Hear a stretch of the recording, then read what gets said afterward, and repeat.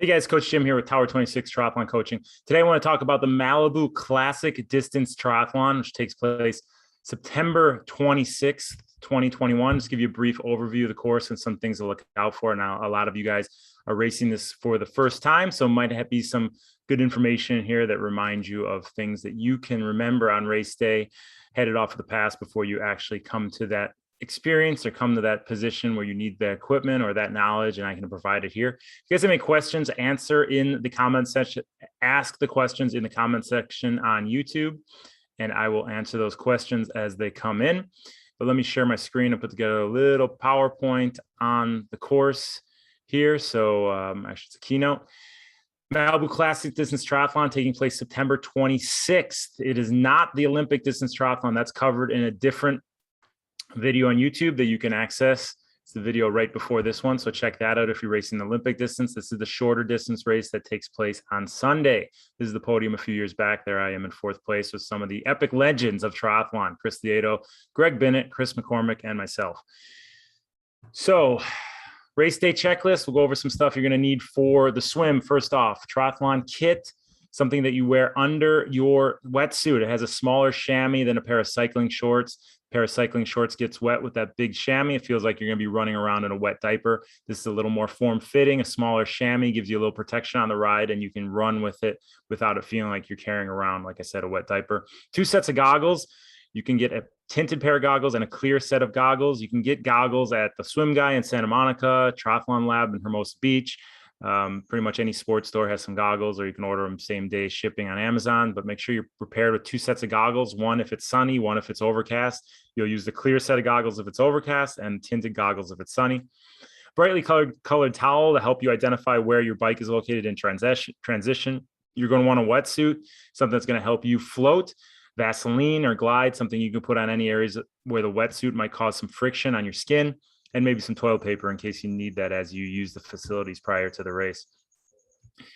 This is a race kit. This is what you wear under your wetsuit. You don't change in transition from your wetsuit or your swimming gear to your cycling gear to your run gear. You just wear one piece of equipment the entire day, or one piece of clothing the entire day, and that is your race kit. So there's a two-piece race kit on the left, a one-piece race kit on the right. Like I said, it has a little smaller chamois, a thinner chamois in the crotch area, so you can actually run unimpeded. If you don't have a race kit, it's something that you can pick up, like I said, at Triathlon Lab. I believe the Swim Guy does have triathlon kits, or you can order them online on Amazon, just on same day shipping, and get something that is going to work for you. But like I said, you're going to want to wear the same clothing under the wetsuit that you're going to wear the rest of the day. You are not changing. Checklist for your bike, and you need your bike. You all have to wear a helmet. You have cycling shoes, or the shoes you're going to wear while you're riding. That might be your running shoes if you have baskets on your bike, but either way, you need to think about what you're going to be wearing on your feet. Sunglasses, water bottles. You need some type of nutrition, maybe gel, blocks, something that you can have on the bike to keep your energy topped off. Something to change a flat in case you get a flat on course, so you don't have to be waiting out there forever. So make sure you have your flat kit and you know how to change a flat tire. So if you don't know how to change a flat tire, that might be something you want to do in the next couple of days. Go through the motion and practice changing that tire so you're not stuck out on that course without having the know-how as to how to change a tire. There's plenty of YouTube videos as to how to change a flat tire on your bike. And bring a pump, something that you can pump up those tires before you go into transition. You're going to want a PSI of around 90 in your tires if you're riding a road bike, lower if you're riding a mountain bike. If you're riding a road bike, you want around a PSI of 90 in those tires. Running, you need your run shoes. You need a race belt. You don't want to put a nice pinhole holes in your new triathlon kit. So you want to make sure you have a race belt that clips around your waist and your number attaches onto. Otherwise, you're going to be pinning those to your chest. And I don't like you having to swim with pins in your chest. One of those things comes out and pokes you. It's not going to be the best feeling. You can get a race belt prior to the race in the expo area. There'll be a few different vendors that'll have those race belts. You want a hat or visor. This is a very exposed run, so something that's going to shade your face and allow you to keep a nice relaxed face as you're running. And we know the body follows the face, so if your face is relaxed, your body's going to be relaxed. And you're going to want some nutrition and salt to take in throughout the 4-mile run. Now, if any of this stuff on the checklist, if you think, oh my God, he's going too fast, you can always play this back and pause on that screen and write it down to remind yourself. Some other stuff that you might want: training device to track your training and be able to pay attention to your heart rate, your power, your pace, those kind of things during the race. And your device. And like I said, any type of body glide or sunscreen that's going to be applied in any areas you might have some type of friction. Sunscreen you want to put on before the race, help you save yourself from that sun damage. Electrical tape, you might want to just have that on hand in your transition bag to tape down anything that might be loose on your bike or might come loose throughout the course of the 17-mile ride. And a change of clothes, so after the race, you don't have to be sported around in those stinky, sweaty clothes, and you can go up on the podium in some nice, fresh digs.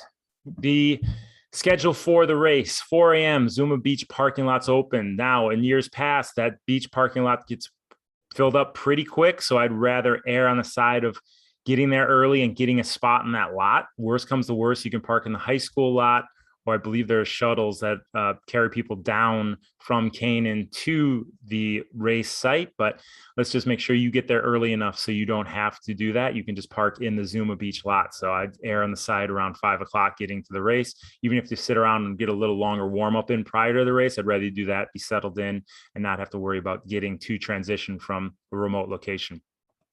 6:45 a.m. you guys be down at the swim start. There'll be a little pre-race meeting, national anthem. 7 a.m. the race starts. Now, when you check in, you're going to get a wave start time. Pay attention to that. That's the time that your wave of your age group is going to go into start. So 7, 7:05, 7:10, 7:15, 7:20. Know when your wave goes and be ready to go at that time. 8 a.m. CHLA tent, fun zone, kids run and trot, which has been canceled, is not going to happen. So that happens at 8. Or it doesn't happen at 8. And then at 10 a.m., the Celebrity Awards division, followed by all the rest of the awards division, takes place.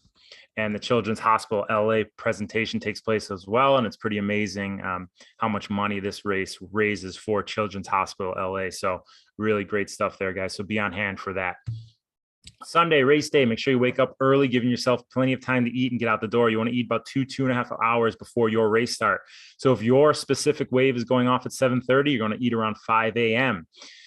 Eat easily digested carbohydrates, oatmeal with a scoop of jam, a scoop of nut butter in there. That should be good. An hour before you start, you want to eat a banana. Start sipping on your electrolyte drink, something like Noon or something with electrolytes in there that's going to keep your sodium reserves topped off. Sip on that throughout the entire morning from the moment you wake up. Once you get to the race venue, you can do your business in the outhouse. Make sure there's air in your tires, get everything set up in your transition. And then you want to find the swim in, where you're going to run in from the swim, where you're going to grab your bike, and how you're going to run to the bike out.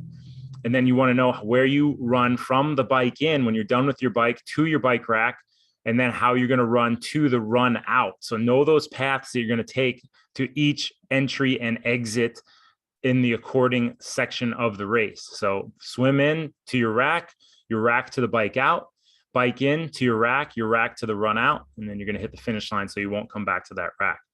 Once you get everything set up in transition, get down to the swim so you can get a little easy jog in, and then get in the water and just get used to that water a little bit before your start goes. Transition setup. All you guys have never set it up a transition before. If you look on that right-hand side picture, that's how it's going to go. Your bike is going to be there attached either by the handlebars or by the seat.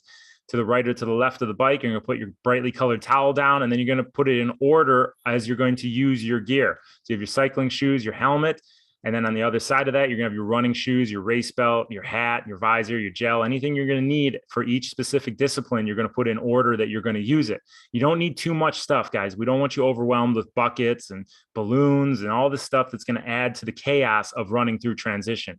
Transition is crazy enough, going from that horizontal to the vertical position of swimming to running through transition, that your heart rate's going to be high. Your heart rate's going to be elevated. Your breathing rate's going to be high. You're going to be a little discombobulated. And the last thing you want to worry about is more stuff in transition to trip over. So leave your stool at home, leave your bucket at home. You're not going to have to worry about sand on your feet. It's not going to be an issue that comes off as you run through the parking lot to your bike. Also, when you're setting up transition, find a stagnant object that you can identify with where your bike is. There's going to be 1,000 bikes in transition. Find an outhouse, find a palm tree, find something that's not going to move, that's close to where your bike is. So when you are running in from the swim, you can look at that big object and know my bike rack and my bike is right next to that palm tree or that outhouse or whatever it may be. Find a stagnant object that's close to your bike, and you can identify where your bike is based on that object. Swim course. So the swim is actually located 1,620 feet or 580 yards south of where the transition area is. So after the national anthem, everybody's going to jog down to the swim start, which is, like I said, 1,600 feet, 580 yards south. And that's where the swim start is going to be. When your wave is up and your wave is called and the gun goes off, you're going to swim out 150 yards. You're going to make a right-hand turn. You're going to swim across that 580 yards. You're going to make another right-hand turn, and you're going to swim back to the shore 150 yards. It's an ocean entry and exit, which we'll cover in 1 minute. It is a longer beach run to transition. So when you first exit the water onto the sand, your heart rate's going to be high. Just keep moving forward. You'll be fine.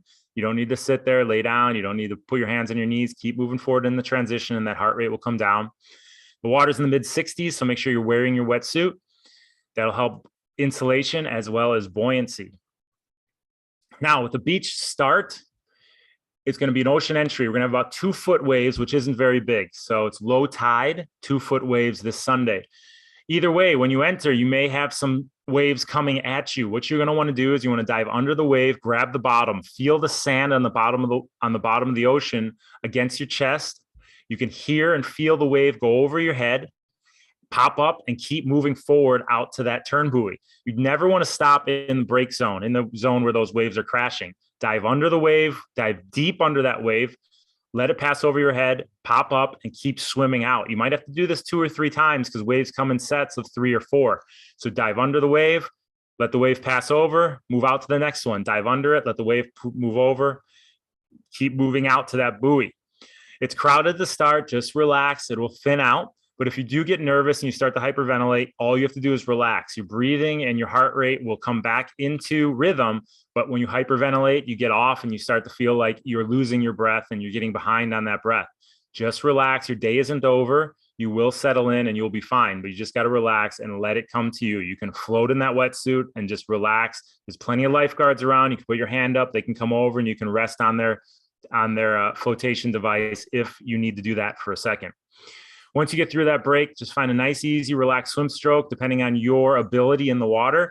If you're newer to open water swimming, just relax and take your time. If you're a strong swimmer and you're getting a lot out of this race, I want you to really put the hammer down. This is a short distance triathlon. Every second counts. So based on your ability level, let's regulate that effort. Stay tight on those buoys, make a right-hand turn, try and stay parallel to the shore as you swim to the next buoy. Remember, any veering off of that buoy is going to be extra yardage you're adding to your swim. So try and stay nice and tight to those buoys and look and sight on those buoys every 6 to 8 strokes. That means you're lifting up your head, looking where you're going, and then you're turning to breathe. Lift, look, breathe. After the second right-hand turn, you're going to come in towards shore, and it's only 150 yards to shore, guys. So you're going to hit that break zone really quick that you went through on the way out. It's going to be coming behind you on the way back. So let's make sure every time you breathe, you look under your armpit pit and see if there's any waves approaching you from behind.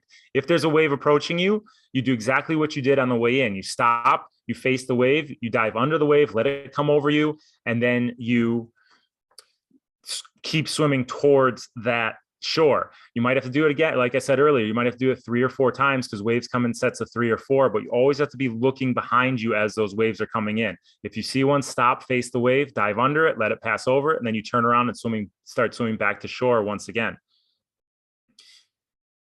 Now, if you do get tossed by a wave, if you don't see one coming and you feel yourself start to get pressed up and pressed down into the ground, put those hands out in front of you. It will be low tide in the time that we are swimming out there in this race. So there won't be much water to get slammed down into. So get those hands out in front of you to protect your head, protect your neck if you are going to get tumbled by a wave, worst case scenario. Once you get up and you start running up the sand, like I said, you're going to be a bit wobbly. You're going to be a little discombobulated. Just keep moving forward. Your body will settle down. On the bottom here, you see we have Tower 26 has a few coached open water swim workouts every week, something to think about as you go into your next season of training. We're on to the last few here. You're welcome to join us for one if you'd like. If you qualify, if you can swim 1,000 yards under 24 minutes, mile under 36 minutes, just check out tower26.com for more information there. Transition 1, we want to get through it quick, guys. I want you after the race saying, gosh, if I would have just been a minute faster in transition, I would have moved up 10 places in the rankings. Make it fast, get to your bike, get your wetsuit off, start pulling your wetsuit down as you're running up the beach.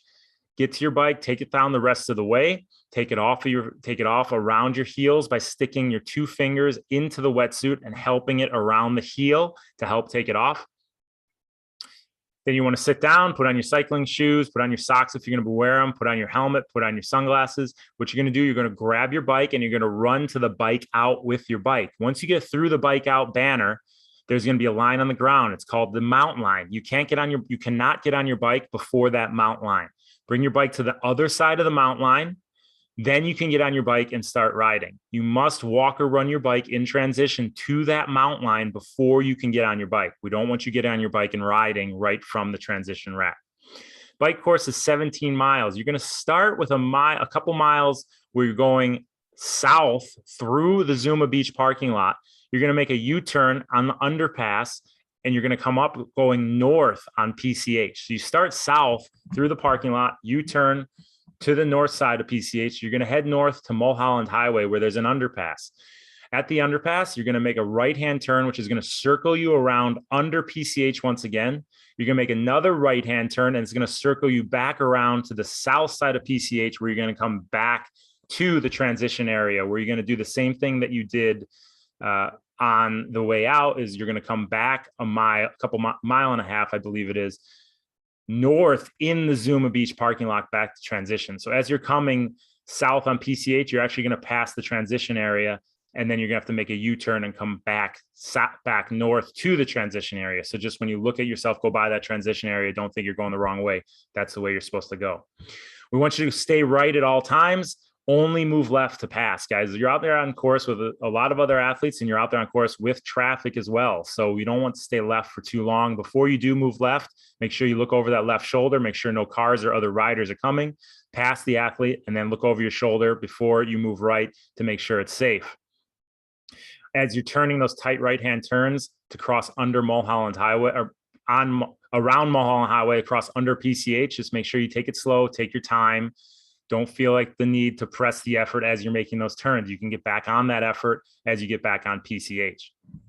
When you come back in the transition, that same line that was the mount line, you have to get off your bike before that mount line. So slowly bring your bike to a stop and then get off your bike before that dismount line. Get off your bike, run your bike to transition rack, and that's where you're going to take off your helmet, take off your cycling shoes if you put any on, put on your running shoes, grab your hat, grab your visor, grab your race belt, and put that on as you're running to the run out area. If you're curious as to bike elevation, this is the elevation map of the bike course. It's going up and down and up and down, 955 feet of elevation gain over the 17 miles. Some notes here, make sure you stay safe. You want a nice, strong, yet maintainable effort.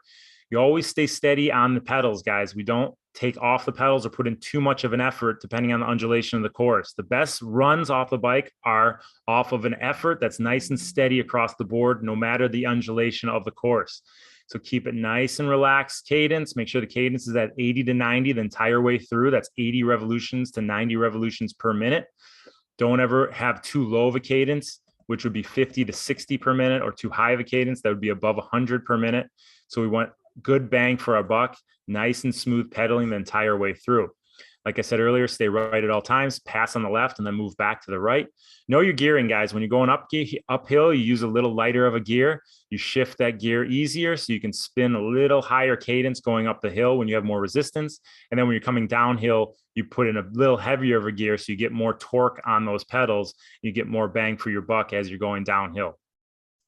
Stay present and focused on the process. Make sure you're always aware of your surroundings. You're never unconsciously riding. You're always consciously aware of your surroundings. Break your distance in the 5 miles at a time. Don't think of it as one 17-mile ride. Ride 5 miles, ride to the next 5 miles, to the turnaround, ride to the next 5 miles, and then you can finish off the last 5 miles. But don't ever think of it as one big 17-mile chunk. Stay on your nutrition. Every 25 to 30 minutes, make sure you're taking in some type of gel or easily digested carbohydrate. We have gel, we have blocks, things that are easily digested that you just take in, swallow really easy, and keep moving forward. That's going to help fuel you through the finish line. We want you to have a nice, strong run. If you don't get in any calories on that ride, you're going to have a tough time keeping that effort up on the run. We also have plenty of options on our Tower 26 training platform, virtual bike workouts, virtual run workouts, as well as our swim programs. So go to tower26.com for all that information. If you're more interested in the triathlon training, go to training.tower26.com for all of our options there. The run course is, we're going to transition 2. Like I said, dismount. Sorry, I forgot about transition 2. Dismount the dismount line. Carefully get your bike to transition. The ground could be a little wet, guys. So if you're in bike shoes with cleats, because of all the people coming out of the water, be careful. I don't want you slipping in those cleats and bruising a hip. So be really careful running your bike to your rack, especially if you have bike cleats on. Rack your bike, sit down your put on your socks and shoes. As you run out of transition, you can put on your race belt, your hat, your sunglasses, and put any nutrition in your pockets.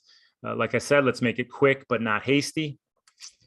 When you get on the run course, it's a 4-mile run course. So coming out of transition, you're going to go right for about a mile, come back, and then you're going to head out to the Sunset Restaurant where you're going to do another U-turn, turn around, and come back to the finish line. It's completely flat, 4 miles. It's going to be key that you guys have on a hat or visor to protect your face from that sun and keep those eyes and face nice and relaxed as you run.